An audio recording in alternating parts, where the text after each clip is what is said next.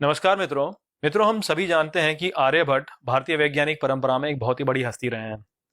परंतु ये बहुत ही दुख की बात है कि हम सभी भारतीय केवल उनके नाम को ही जानते हैं, उनकी वैज्ञानिक उपलब्धियों के बारे में हमें कुछ भी पता नहीं होता।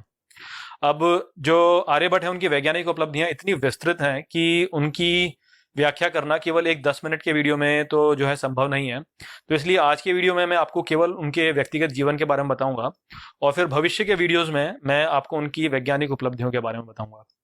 युवा कुहिषजीना युवा कुसुमतीना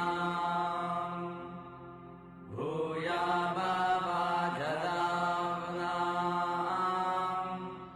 मित्रों, आर्यभट्ट की जो वैज्ञानिक उपलब्धियां हैं वो बहुत ही गहरी हैं और उनका प्रभाव जो है वो पूरे संसार पर पड़ा है। परंतु ये बहुत ही दुख की बात है कि उनको उनके कार्यों के लिए जो मान्यता मिलनी चाहिए वो उन्हें मिलती नहीं है।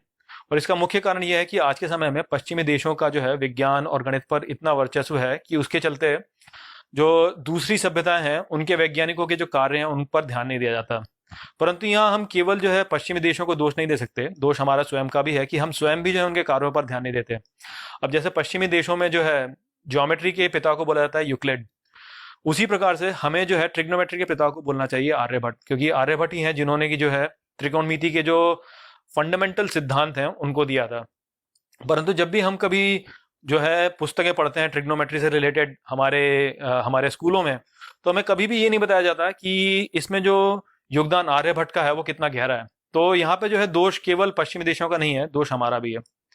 खैर, अब जो भी परिस्थिति है सो है। मेरा इन वीडियोस के द्वारा यही एक मेरा लक्ष्य है कि मैं जो है आप सभी को जो है बता सकूं कि आर्यभट्ट की उपलब्धियां क्या थी। तो उसके चलते ही मैं ये वीडियो बना रहा हूँ। तो सबसे पहले हम उनके व्यक्तिगत जीवन के बारे में ही जान लेते हैं। अब जो भारतीय परंपरा में है उसमें एक जो जो एक उसकी खासियत रही है वो ये रही है कि हमारे जो परंपरा है उसमें जो बड़ी बड़ी हस्तियां रही हैं उन्होंने कभी भी जो है अपने स्वयं के बारे में बहुत कुछ नहीं लिखा है। और इसका मुख्य कारण ये रहा है कि जो हमारी परंपरा है उसमें जो है व्यक्तिगत गौरव के ऊपर कभी भी ध्यान नहीं दिया गया। क्योंकि जैसे हमारी गीता भी कहती है कि मनुष्य को जो है अपना काम काम करना चाहिए, अपना कर्म करना चाहिए, परंतु फल की आश नहीं रखनी चाहिए। उसी प्रकार से जो है मनुष्य को जो है कर्म करने का तो अधिकार है, परंतु उसके फल का मनुष्य को कोई अधिकार नहीं है। तो इसी कारण से जो है हम कभी भी व्यक्तिगत गौरव पर उतना ध्यान नहीं देते और हमारी परंपरा में भी कभी व्यक्तिगत गौरव पर उतना ध्यान नहीं दिया गया। तो यही कारण है कि हमारे जो जो व्यक्तित्व रहे हैं, हमारी ऐतिहासिक व्यक्तित्व रहे हैं, जो कि बड़ी बड़ी हस्तियां रही हैं, उन्होंने कभी भी जो है स्वयं के बारे में बहुत कुछ नहीं लिखा है। और यही बात जो है वो आर्यभट्ट पर भी लागू होती है। आर्यभट्ट ने भी स्वयं के बारे में बहुत कुछ नहीं लिखा है, इसीलिए उनको उनके जीवन के बारे में हमें उतना कुछ नहीं पता है।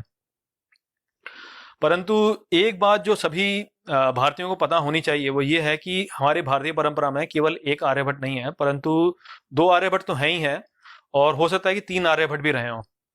प्रथम आर्यभट्ट आर्यभट्टिया के रचनाकार हैं, जो भारतीय गणितीय परंपरा के मौलिक कार्यों में से एक है।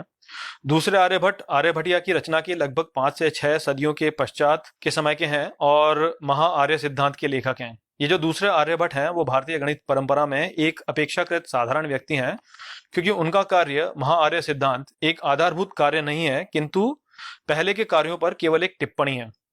अब जो पहले आर्यभट्ट हैं, जो कि आर्यभट्टिया के लेखक हैं, उनको लेकर भी जो है विद्वानों में कुछ विवाद हैं, जहां पर कि कुछ विद्वान कहते हैं कि उस समय केवल एक ही आर्यभट्ट थे, जबकि कुछ और विद्वान कहते हैं कि उस समय पर दो आर्यभट्ट थे। ये विवाद ब्रह्मगुप्त और अलबरूनी द्वारा दिए गए संदर्भों के कारण से उत्पन्न हुआ है। अपने कार्य में अलबरूनी ने एक और आर्यभट्ट के बारे में उल्लेख किया है, जो आर्यभट्टिया लिखने वाले आर्यभट्ट के एक पीढ़ी पहले के विद्वान थे। इसी प्रकार ब्रह्मगुप्त ने अपने कार्य ब्रह्मसूत्र सिद्धांत में आर्यभट्टिया के विचारों की कड़ी आलोचना की है, परंतु इसके उपरांत उनके अगले कार्य खंडकाध्यका में ब्रह्मगुप्त ने आर्यभट्ट को बहुत सम्मान दिया है। इस अवलोकन से यह प्रतीत होता है कि संभवतः यहाँ पर ब्रह्मगुप्त दो पृथक पृथक आर्यभट्ट का उल्लेख कर रहे हैं। अब सत्य जो भी हो, भले ही भारतीय परंपरा में दो आर्यभट्ट रहे हो या तीन आर्यभट्ट रहे हो, वो आर्यभट्ट जिनमें हमें रुचि है वो आर्यभट्ट हैं जिन्होंने आर्यभट्टिया लिखी।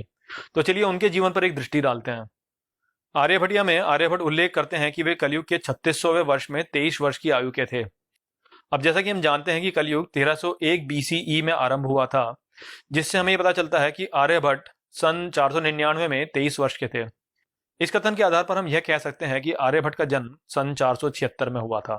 अब यहाँ पे जो बात हमें ध्यान में रखनी चाहिए वो ये है कि यहाँ पे बहुत से लोग ये कहने लगते हैं कि इसका अर्थ ये हुआ कि आर्यभट्ट ने सन 499 में आर्यभट्टिया लिखी, परंतु इस तथ्य की पुष्टि नहीं की जा सकती, क्योंकि आर्यभट्टिया में आर्यभट्ट ये कभी नहीं कहते हैं कि उन्होंने आर्यभट्टिया जो है वो सन 499 में लिखी। वो केवल ये कहते हैं कि सन 499 में वे 23 वर्ष के थे। तो इसलिए हमें ये अच्छे से नहीं पता है कि आर्यभट्ट ने आर्यभट्टिया किस समय लिखी। आर्यभट्ट के जन्म को लेकर भी कुछ विवाद हैं। तो आर्यभट्टिया को यदि आप पढ़ें तो उसमें ये लिखा गया है कि आर्यभट्ट जो है वो कुसुमपुरा के मूल निवासी हैं। अब कुसुमपुरा जो है वो भारतीय ग्रंथों में, यानी बौद्ध और हिंदू ग्रंथों के अनुसार जो है पाटलिपुत्र है, जो कि आज का पटना हो गया। परंतु यहाँ पर भी विद्वान जो है वो कुछ इस प्रकार के विवाद खड़े करते हैं कि क्योंकि आर्यभट्टिया में केवल ये लिखा है कि वो जो है कुसुमपुरा के मूल निवासी हैं, इस कारण से जो है हम ये नहीं कह सकते कि उनका जन्म जो है कुसुमपुरा में हुआ। और यहाँ पर कुछ लोग कहते हैं कि वास्तविकता में आर्यभट्ट जो है वो कुसुमपुरा में जन्म नहीं लिया उन्होंने, बल्कि उन्होंने जन्म जो लिया वो जो है केरल में था। ये निष्कर्ष वे भास्कर के कार्यों के आधार पर करते हैं, जहां आर्यभट्ट को अस्मकीय के नाम से संबोधित किया गया है, जिसका अर्थ होता है वो व्यक्ति जो अस्मक देश से संबंध रखता है। विद्वानों का यह मानना है कि यह अस्मक केरल के मालाबार तट पर स्थित आधुनिक कोडुंगल्लूर है। इस विचार को सिद्ध करने के लिए कहा जाता है कि संस्कृत में अश्मन का अर्थ होता है चट्टान, और कोडुंगल्लूर को पहले कोडुंगकल्लूर कहा जाता था, जिसका अर्थ होता है चट्टानों का नगर। इन विद्वानों का यह भी कहना है कि आर्यभट्ट के कार्य पर बहुत से भाष्य केरल से आए हैं, जिससे यह अंदेशा होता है कि आर्यभट्ट केरल से थे। अब इन साक्ष्यों की कितनी मान्यता है इसका निष्कर्ष आप स्वयं निकाल सकते हैं, परंतु मेरा जो व्यक्तिगत मानना है वो ये है कि मैं इन साक्ष्यों से संतुष्ट नहीं हूं। और यहाँ पर जो है कोडुंगल्लूर जो नाम यहाँ पे इन विद्वानों ने रखा, उसकी उत्पत्ति की अन्य व्याख्याएं भी हैं जो विद्वानों ने दे रखी हैं। जैसे कि कोडुंगल्लूर, जिसका अर्थ है एक भव्य पत्थर का स्थान, ये एक ऐतिहासिक घटना से संबंधित हो सकता है जब चेर राजा चेरन चेगुट्टुवन हिमालय से एक विशाल पत्थर लेकर आया था, जो कि उसने एक तीर्थ में स्थापित किया था एक पौराणिक तमिल महिला कन्नगी को समर्पित करने के लिए। या फिर कोटुम कोल्लूर, जिसका अर्थ है अच्छे शासन वाला नगर। या फिर कोटुम कालीयूर, जो कि उस नगर का नाम होगा जहां देवी काली को समर्पित मंदिर है। या फिर कोटुम कोलायूर, जिसका अर्थ है लहूलुहान हत्या वाला क्षेत्र। संभवतः ये नाम इसलिए पड़ा हो क्योंकि यहाँ पर कालीकट और कोचिन के बीच 16वीं शताब्दी में एक युद्ध लड़ा गया था। तो इस कारण से ये जो साक्ष्य है कि अश्मक नगर जो है वही कोडुंगल्लूर है, ये उतना दृढ़ साक्ष्य नहीं है। इनका जो दूसरा साक्ष्य है कि आर्यभट्ट के जो कार्य हैं उन पर जो भाष्य है वो अधिकांश जो है केरल से हैं, वो भी उतना दृढ़ नहीं है, क्योंकि अन्य स्थान भी हैं भारत में जहां से कि जो है आर्यभट्ट के कार्यों के ऊपर भाष्य आए हैं। तो इसलिए हमारे पास कोई कारण नहीं है ये मानने का कि आर्यभट्ट जो है वो केरल से थे। एक और रोचक बात जो आर्यभट्ट के जीवन से हो सकती है वो ये है कि आर्यभट्टिया में एक श्लोक में उल्लेख है कि आर्यभट्ट ने कुल्पा की उपाधि धारण की थी, जिसका अर्थ है कि वे कुसुमपुरा में किसी संस्था के प्रमुख थे। अब हम ये जानते हैं कि कुसुमपुरा और पाटलिपुत्र एक ही थे, और हम यह भी जानते हैं कि नालंदा विश्वविद्यालय पाटलिपुत्र में था। इसके आधार पर कुछ लोग अनुमान लगाते हैं कि संभवतः आर्यभट्ट नालंदा विश्वविद्यालय के प्रमुख रहे होंगे। एक और बात जो हम आर्यभट्ट के बारे में जानते हैं वो यह है कि उन्होंने तरगना के सूर्य मंदिर में एक खगोलीय वैद्यशाला स्थापित की थी, जो पटना से लगभग 30 किलोमीटर की दूरी पर स्थित है। ये माना जाता है कि आर्यभट्ट का निधन 74 वर्ष की आयु में 550 सीई में हुआ, और उनकी मृत्यु के पश्चात उनके कार्यों ने बहुत से भारतीय वैज्ञानिक और गणितज्ञों को प्रेरित किया। और जब भारत पर इस्लामी हमला हुआ तब उनके विचार जो हैं इस्लामी विद्वानों द्वारा यूरोप तक पहुंचे, और वहां पे फले फूले, और वहां के विद्वानों ने फिर इसको जो है और आगे बढ़ाया। तो समय के साथ साथ जो है उन विद्वानों की जो उपलब्धियां थी और उनके जो योगदान था उसको तो जो है सबने सराहा, परंतु जो आर्यभट्ट और हमारे भारतीय वैज्ञानिक थे उनके जो योगदान था उसको जो है भुला दिया गया। यद्यपि हमने अपने पहले उपग्रह का नाम आर्यभट्ट रखा और साथ में वायुमंडल में पाए जाने वाले एक जीवाणु का भी नाम जो है आर्यभट्ट के ऊपर दिया, परंतु आर्यभट्ट जो है वो भारत के बाहर एक अपेक्षाकृत अज्ञात नाम है। और बहुत ही दुख की बात है कि हम भारतीय स्वयं भी उनके उपलब्धियों के बारे में उतने अच्छे से नहीं जानते। तो आगे के वीडियोस में जो है हम अब आर्यभट्ट के जो योगदान रहे हैं विज्ञान और गणित में उनके ऊपर चर्चा करेंगे।